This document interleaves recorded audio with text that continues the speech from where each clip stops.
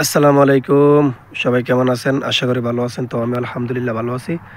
তো দেখুন আজকে নতুন একটা ভিডিও নিয়ে আসলাম। আমি আছি আমার কপিলের মাছ ধরার মধ্যে। দেখুন ওরা কিভাবে দেখেন লাল শাকগুলা কিভাবে চাষ করছে দেখুন। পাইপ দিয়ে সেটা কিভাবে মানে সৌদি আরব যারা মাজরা করে ওরা অনেক যত্ন সহকারে মাজরাগুলা করে। কারণ এদেশের রৌদ্রের তাপ অনেক।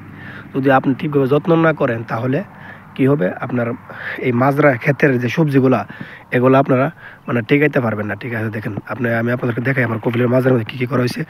এগুলো হইলো মানে লাল শাক, এগুলা সবগুলো হলো লাল শাক, আর এগুলো হলো পালং শাক।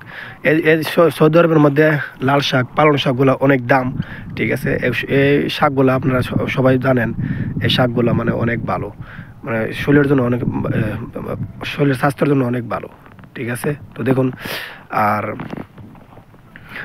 এগুলো দেখেন এই এইটা হলো আপনার লাউ গাছ। তো এদেশে আমরা এই যে মাজরাটা দেখতেছেন এটা পুরাটি বাঙালি করে, আমার কফিলে বাঙালি দিয়া মানে করে। ঠিক আছে, আমার কফিলের কোম্পানিও দুইটা কোম্পানিও আছে। তো সামনে দেখেন, সামনে দেড়াশ ক্ষেত লাগাইছে। তো আমি আপনাদেরকে সামনে যা দেখাইতেছি।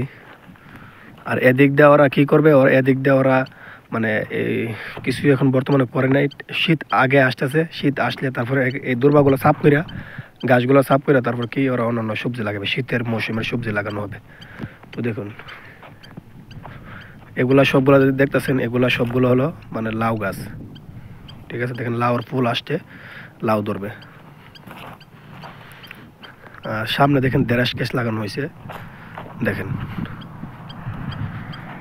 এগুলো হলো সবগুলো দেড়াশ, কারণ এই সৌদি আরবের মধ্যে সবচেয়ে ভালো সবজির মধ্যে অথবা দাম সবজির মধ্যে দেড়াশি সবচেয়ে দাম বেশি। দেখেন দেড়াশি সবচেয়ে দাম বেশি। দেখুন এগুলো সবগুলো হলো দেড়াশ, দেড়াশ ক্ষেত এইটা। আর সামনে হলো লাউ ক্ষেত, সামনে হলো লাউ ক্ষেত। আর এই সময়টার মধ্যে মানে এই সময়টার মধ্যে এই সবজি ক্ষেতগুলো এমন একটা সুন্দর দেখায়। মানে এখন বর্তমানে মাগরিবের আজান দিয়ে আইছে। দেখেন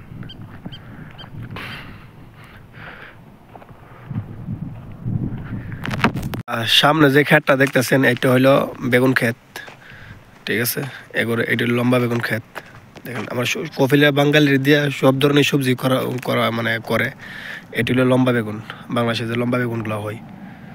আর এইটাও দেড়াশ ক্ষেত। ঠিক আছে, এইটাও দেড়াশ ক্ষেত। মানে সামনে তিত করলা গাছও আছে দেখেন। আর এইটা হলো লম্বা বেগুন। সামনে এই শীতের সিজন আসলে ওরা কী করবে, শীতের সিজন আসলে ওরা টমেটো লাগানো হবে। কারণ সবজি বেশিরভাগই টমেটোটা বেশিরভাগ লাগানো হয় শীতের সময়। দেখেন এইটা হলো বেগুন ক্ষেত, এইটাও বেগুন ক্ষেত। এইটা এক জাত, আর ওইটা হলো এক জাত। ঠিক আছে, আর এইটা যেটা দেখতেছেন এইটা হলো মানে মিষ্টি কুমড়া গাছ।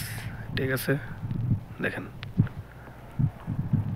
তো সবাই ভালো থাকবেন, সুস্থ থাকবেন, ইনশাল্লাহ নেক্সট কোনো ভিডিওতে দেখা হবে। তো সবাই ভালো থাকবেন। আসসালামু আলাইকুম রহমতুল্লাহ বারাকাতুহু।